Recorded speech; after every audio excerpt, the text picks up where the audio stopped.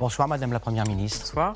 Bonsoir Jean-Luc Mélenchon. Bonsoir. Bonsoir Éric Zemmour. Bonsoir Gilles Boulot. Et depuis plusieurs jours, ces 2 derniers jours, vous avez répété plus d'une dizaine de fois que vous aviez une majorité à l'Assemblée nationale pour faire passer votre texte, votre réforme. Pourquoi vous avez changé d'avis? Pourquoi vous avez eu recours au 49.3?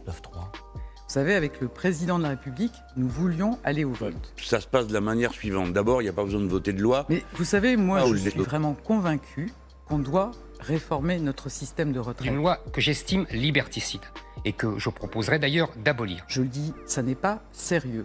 Pour l'instant, l'histoire m'a plutôt donné raison. Alors, peut-être que certains, Beaucoup de gens disent ça commence à aller trop loin maintenant. de notre côté, nous avons beaucoup bougé. Et comme ça, ouf. C'est une fausse distinction. C'est une fausse distinction. C'est le lieu où on débat.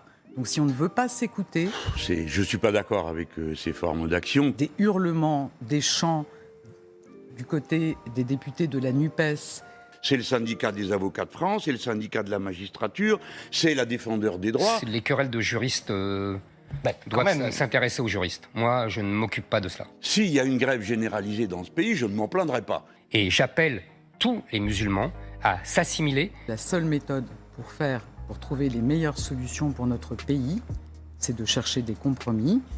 Alors j'ai plutôt, moi, aujourd'hui, une pensée émue pour tous ceux qui ont rendu tout ça possible. Pas vraiment. Certains ne le veulent pas, mais en tout cas ceux qui veulent bien discuter, qu'on peut proposer les meilleures solutions pour les Français.